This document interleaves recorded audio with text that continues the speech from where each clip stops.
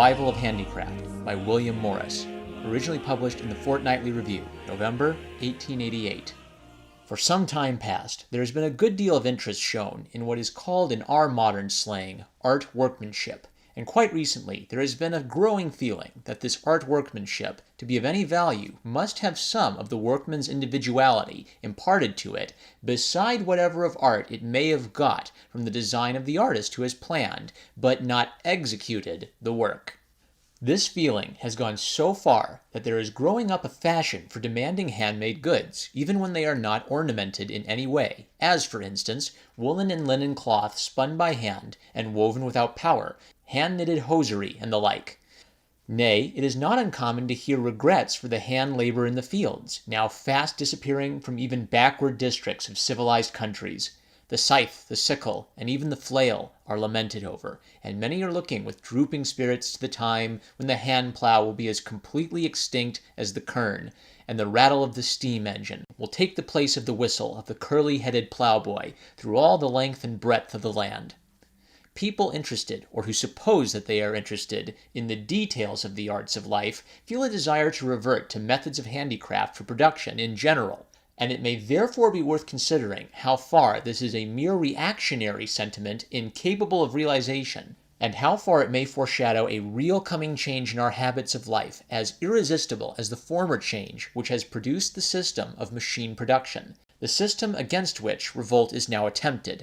In this paper, I propose to confine the aforesaid consideration as much as I can to the effect of machinery versus handicraft upon the arts, using that latter word as widely as possible, so as to include all products of labor which have any claims to be considered beautiful. I say as far as possible, for as all roads lead to Rome, so the life, habits, and aspirations of all groups and classes of the community are founded on the economical conditions under which the mass of the people live, and it is impossible to exclude socio-political questions from the consideration of aesthetics. Also, although I must avow myself a share in the above-mentioned reactionary regrets, I must at the outset disclaim the mere aesthetic point of view, which looks upon the plowman and his bullocks and his plow, the reaper, his work, his wife, and his dinner, as so many elements which compose a pretty tapestry hanging, fit to adorn the study of a contemplative person of cultivation, but which it is not worth while differentiating from each other, except in so far as they are related to the beauty and interest of the picture. On the contrary, what I wish for is that the reaper and his wife should have themselves a due share in all the fullness of life. And I can, without any great effort, perceive the justice of their forcing me to bear part of the burden of its deficiencies, so that we may together be forced to attempt to remedy them, and have no heavy burden to carry between us. To return to our aesthetics, though a certain part of the cultivated classes of today regret the disappearance of handicraft from production, they are quite vague as to how and why it is disappearing, and as to how and why it should or may reappear. For to begin with, the general public is grossly ignorant of all the methods and processes of manufacture. This is, of course, one result of the machine system we are considering. Almost all goods are made apart from the life of those who use them.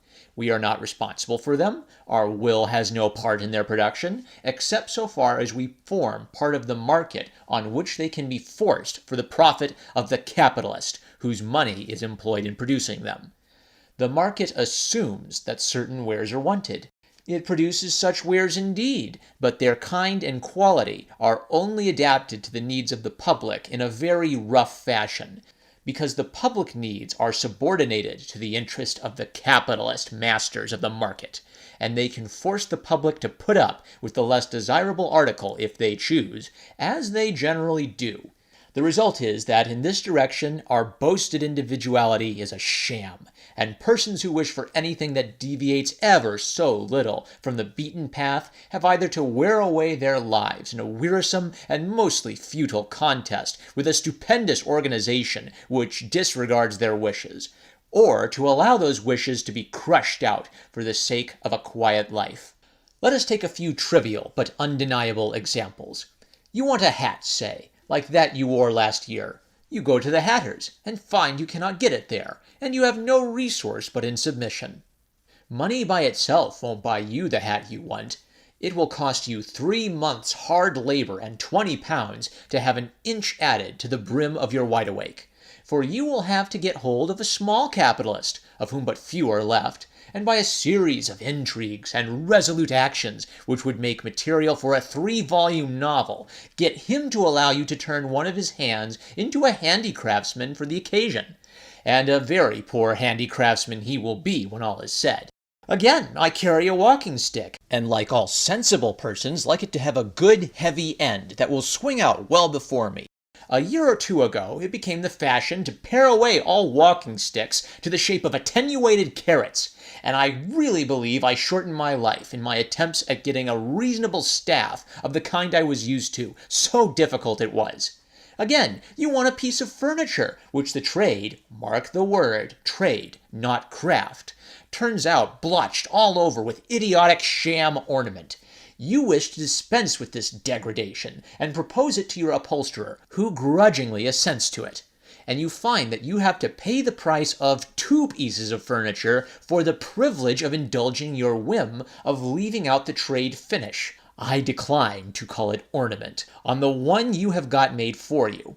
And this is because it has been made by handicraft instead of machinery. For most people, therefore, there is a prohibitive price put upon the acquirement or the knowledge of methods and processes. We do not know how a piece of goods is made, what the difficulties are that beset its manufacture, what it ought to look like, feel like, smell like, or what it ought to cost apart from the profit of the middleman.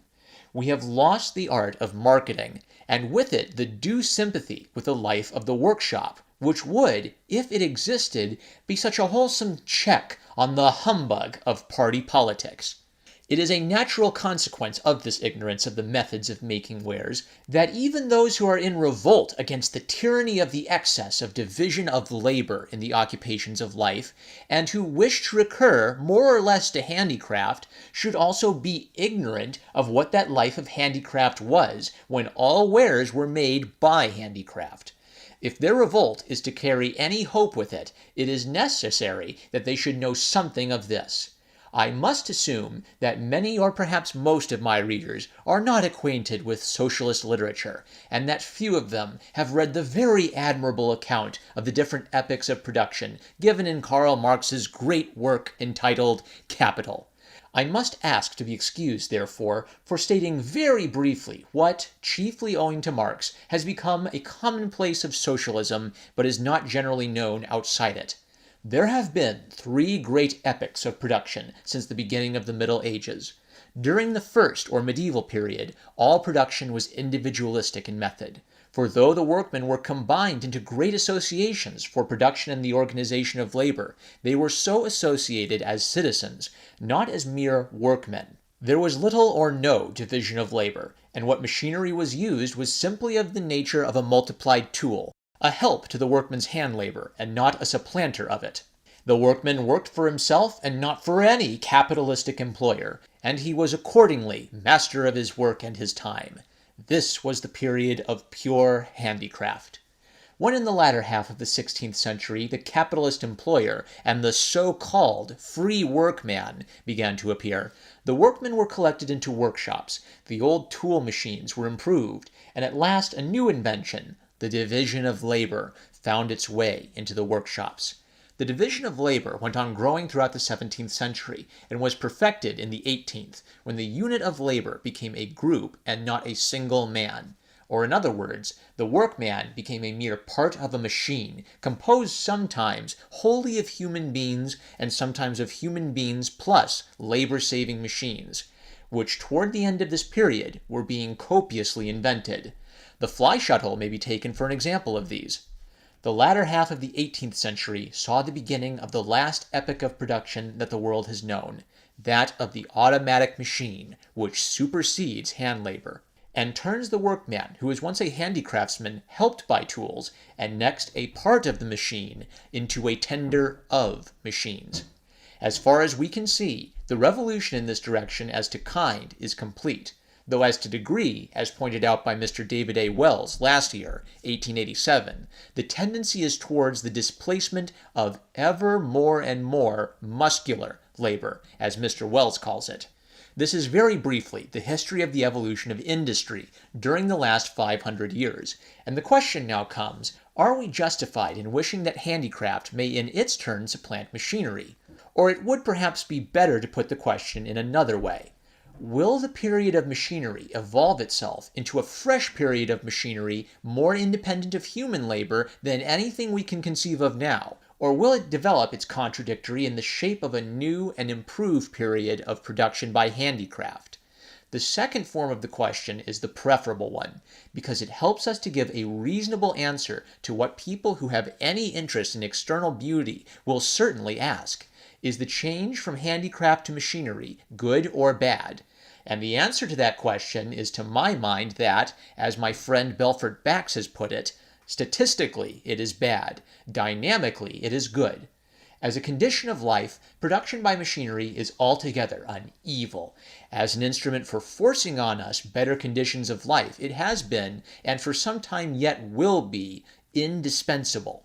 Having thus tried to clear myself of mere reactionary pessimism, let me attempt to show why statistically handicraft is to my mind desirable, and its destruction a degradation of life. Well, first I shall not shrink from saying bluntly that production by machinery necessarily results in utilitarian ugliness in everything which the labor of man deals with, and that this is a serious evil and a degradation of human life.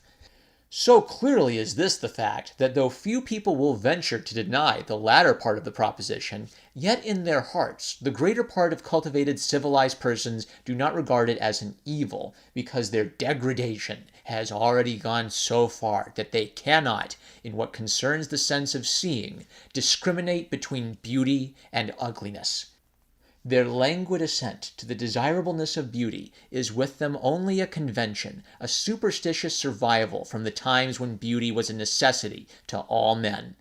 The first part of the proposition, that machine industry produces ugliness, I cannot argue with these persons, because they neither know nor care for the difference between beauty and ugliness. And with those who do understand what beauty means, I need not argue it, as they are but too familiar with the fact that the produce of all modern industrialism is ugly, and that wherever anything which is old disappears, its place is taken by something inferior to it in beauty, and that even out in the very fields and open country. The art of making beautifully all kinds of ordinary things, carts, gates, fences, boats, bowls, and so forth, let alone houses and public buildings, unconsciously and without effort, has gone. When anything has to be renewed among these simple things, the only question asked is how little it can be done for, so as to tide us over our responsibility and shift its mending on to the next generation. It may be said, and indeed I have heard it said, that since there is some beauty still left in the world, and some people who admire it, there is a certain gain in the acknowledged eclecticism of the present day, since the ugliness which is so common affords a contrast whereby beauty, which is so rare, may be appreciated. This I suspect to be only another form of the maxim which is the sheet anchor of the laziest and most cowardly group of our cultivated classes, that it is good for the many to suffer for the few. But if anyone puts forward in good faith the fear that we may be too happy in the possession of pleasant surroundings, so that we shall not be able to enjoy them, I must answer that this seems to me a very remote terror. Even when the tide at last turns in the direction of sweeping away modern squalor and vulgarity, we shall have, I doubt, many generations of effort in perfecting the transformation. And when it is at last complete, there will be first the triumph of our success to exalt us, and next the history of the long wade through the putrid sea of ugliness, which we shall have at last escaped from. But furthermore, the proper answer to this objection lies deeper than this. It is to my mind that very consciousness of the production of beauty for beauty's sake which we want to avoid. It is just what is apt to produce affectation and effeminacy amongst the artists and their following. In the great times of art, conscious effort was used to produce great works for the glory of the city, the triumph of the church, the exaltation of the citizens, the quickening of the devotion of the faithful. Even in the higher art, the record of history, the instruction of men alive and to live hereafter was the aim rather than beauty, and the lesser art was unconscious and spontaneous, and did not in any way interfere with the rougher business of life, while it enabled men in general to understand and sympathize with the nobler forms of art. But unconscious as these producers of ordinary beauty may be, they will not and cannot fail to receive pleasure from the exercise of their work under these conditions, and this above all things is that which influences me most in my hope for the recovery of handicraft. I have said it often enough, but I must say it once again, since it is so much a part of my case for handicraft, that so long as man allows his daily work to be mere unrelieved drudgery, he will seek happiness in vain. I say further that the worst tyrants of the days of violence were but feeble tormentors compared with those captains of industry who have taken the pleasure of work away from the workmen. Furthermore, I feel absolutely certain that handicraft, joined to certain other conditions, of which more presently, would produce the beauty and the pleasure in work above mentioned. And if that be so, and this double pleasure of lovely surroundings and happy work could take the place of the double torment of squalid surroundings and wretched drudgery, have we not good reason for wishing, if it might be, that handicraft should once more step into the place of machine production?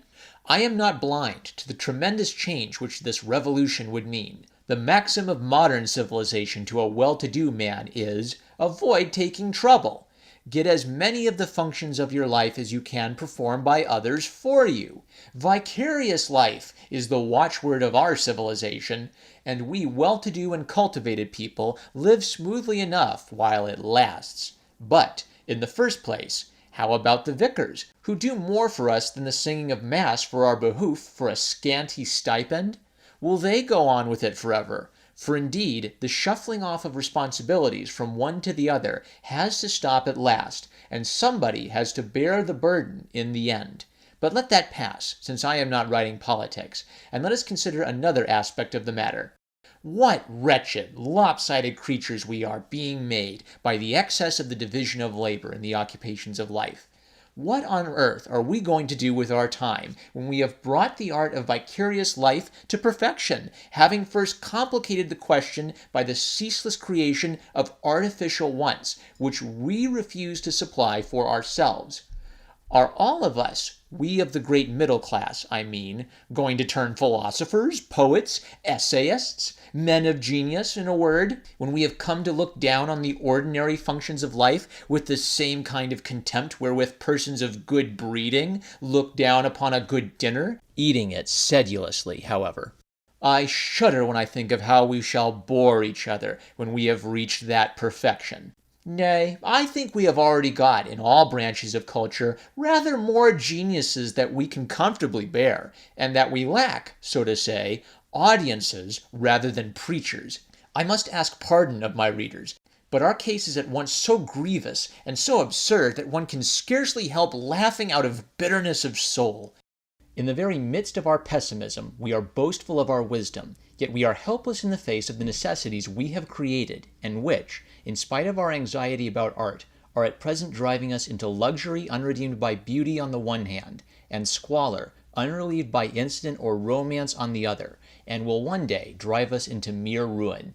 Yes, we do sorely need a system of production which will give us beautiful surroundings and pleasant occupation, and which will tend to make us good human animals, able to do something for ourselves, so that we may be generally intelligent instead of dividing ourselves into dull drudges or duller pleasure-seekers according to our class, on the one hand, or hapless, pessimistic intellectual personages and pretenders to that dignity on the other.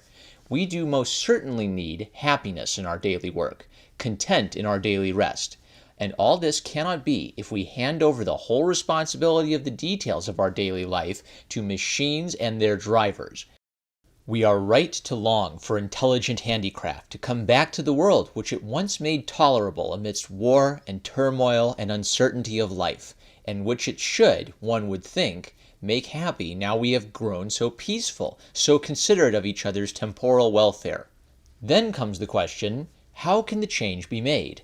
And here at once we are met by the difficulty that the sickness and death of handicraft is, it seems, a natural expression of the tendency of the age. We willed the end, and therefore the means also.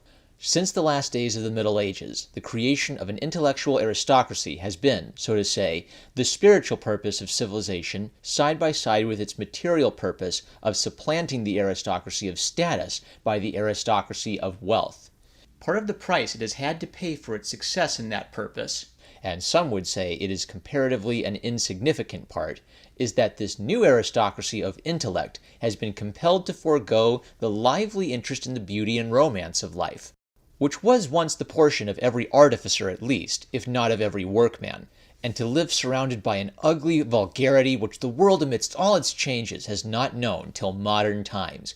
It is not strange that until recently it has not been conscious of this degradation, but it may seem strange to many that it has now grown partially conscious of it. It is common now to hear people say of such and such a piece of country or suburb, "Ah, it was so beautiful a year or so ago, but it has been quite spoilt by the building. 40 years back the building would have been looked on as a vast improvement. Now we have grown conscious of the hideousness we are creating, and we go on creating it. We see the price we have paid for our aristocracy of intellect, and even that aristocracy itself is more than half regretful of the bargain, and would be glad if it could keep the gain and not pay the full price for it. Hence not only the empty grumbling about the continuous march of machinery over dying handicraft, but also various elegant little schemes for trying to withdraw ourselves, some of us, from the consequences in this direction of our being superior persons, none of which can have more than a temporary and very limited success. The great wave of commercial necessity will sweep away all these well-meant attempts to stem it, and think little of what it has done, or whither it is going. Yet after all, even these feeble manifestations of discontent with the tyranny of commerce are tokens of a revolutionary epoch, and to me it is inconceivable that machine production will develop into mere infinity of machinery, or life wholly lapse into a disregard of life as it passes. It is true indeed that powerful as the cultivated middle class is, it has not the power of recreating the beauty and romance of life. But that will be the work of the new society which the blind progress of commercialism will create, nay, is creating. The cultivated middle class is a class of slaveholders, and its power of living according to its choice is limited by the necessity of finding constant livelihood and employment for the slaves who keep it alive. It is only a society of equals which can choose the life it will live, which can choose to forego gross luxury and base utilitarianism in return for the unwearying pleasure of tasting the fullness of life. It is my firm belief that we shall in the end realize the society of equals, and also that when it is realized, it will not endure a vicarious life by means of machinery, that it will in short be the master of its machinery and not the servant, as our age is. Meantime, since we shall have to go through a long series of social and political events before we shall be free to choose how we shall live, we should now welcome even the feeble protest which is now being made against the vulgarization of all life, first because it is one token amongst others of the sickness of modern civilization, and next because it may help to keep alive memories of the past which are necessary elements of the life of the future, and methods of work which no society could afford to lose. In short, it may be said that the movement towards the revival of handicraft is contemptible on the surface in face of the gigantic fabric of commercialism, yet, taken in conjunction with the general movement towards freedom of life for all, on which we are now surely embraced, as a protest against intellectual tyranny and a token of the change which is transforming civilization into socialism, it is both noteworthy and encouraging. Note from the reader. The Revival of Handicraft was originally published in 1888 and is in the public domain in my country. A PDF version of this essay has been published by the California College of Arts Furniture Program. To my best knowledge, this version was originally published in Glenn Adamson's The Craft Reader. This version includes historical notes on other lectures given by William Morris, as well as suggested reading, likely compiled by Adamson. Here are the footnotes and further reading suggestions. 1. William Morris, The Beauty of Life. Lecture first delivered 1880, subsequently published in Hopes and Fears for Art, 1882. 2. William Morris, How We Live and How We Might Live, lecture first delivered 1884, first published in Commonweal 1887, and subsequently in Signs of Change 1888. 3. William Morris, Art and Socialism, lecture first delivered 1884. 4. William Morris, The Aims of Art, lecture first delivered 1886, subsequently published in Signs of Change 1888. Further reading: Caroline R. Scott, William Morris, Decoration and Materialism, published in Marxism and the History of Art from William Morris to the New Left, edited by Andrew Hemingway, London, Pluto Press, 2006. Charles Harvey and John Press, William Morris, Design and Enterprise in Victorian Britain, Manchester University Press, 1991. Fiona McCarthy, William Morris, A Life for Our Time, London, Faber and Faber, 1994. William Morris by Himself, Designs and Writings, edited by Gillian Naylor, London, MacDonald Orbis, 1988. E. P. Thompson, William Morris, Romantic to Revolutionary, London, Lawrence and Wishart, 1955.